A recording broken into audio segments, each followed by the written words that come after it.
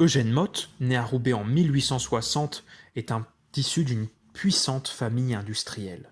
Son oncle, Louis Motte-Bossu, est le fondateur d'une célèbre usine de Roubaix qui accueille aujourd'hui les archives nationales du monde du travail. L'usine montre, avec son allure de château fort, la puissance et la domination du patronat textile. Son oncle Louis avait développé un système de filature de coton. On peut donc être surpris de croiser le buste d'Eugène Motte au musée de la piscine de Roubaix. Il a pourtant joué un rôle très important, tant dans l'industrie familiale que dans la politique.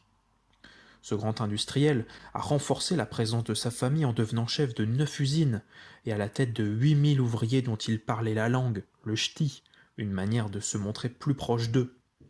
Cela lui a valu de devenir président de la Chambre de commerce de Roubaix-Tourcoing et administrateur des chemins de fer du Nord, soit des postes extrêmement prestigieux à l'époque.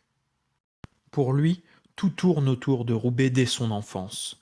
Il étudie la semaine et profite des réunions de famille présidées par le grand-père, aussi un grand industriel. Son amusement, il se passe dans l'usine où les bassins de réfrigération sont le lieu où il pêche avec ses frères. Il va donc apprendre sur le terrain, entre la bourse de Tourcoing et l'usine de son père, Alfred Motte.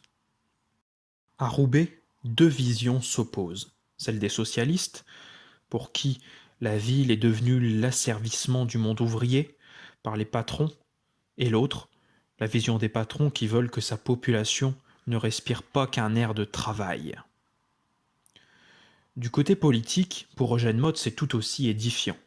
Il est député d'Une-Maure et maire de Roubaix entre 1902 et 1912, de conviction républicaine modérée. C'est sous son mandat que seront aménagés le célèbre parc Barbieux et le magnifique hôtel de ville, tout comme aussi l'exposition internationale du nord de la France. S'il est battu par le socialiste Jean Lebas, en partie à cause du coût exorbitant de cette dernière exposition internationale qu'il accueille à Roubaix, il aura cependant une action tout aussi remarquable que son adversaire pendant la Première Guerre mondiale. En effet, Roubaix est occupé par les Allemands, comme plusieurs villes du Nord pendant le conflit. Eugène Motte résiste à l'occupant en refusant de confectionner des tissus pour les tranchées allemandes. Il se fait otage lorsque les Allemands réclament une liste de notables.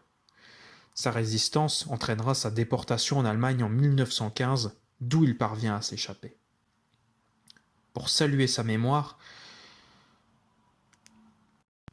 et pour saluer aussi la mémoire de sa famille, la célèbre famille Motte, l'usine Motte-Bossu est devenue les archives nationales du monde du travail. En ce qui concerne Eugène Motte, un monument rend hommage à son action à Roubaix.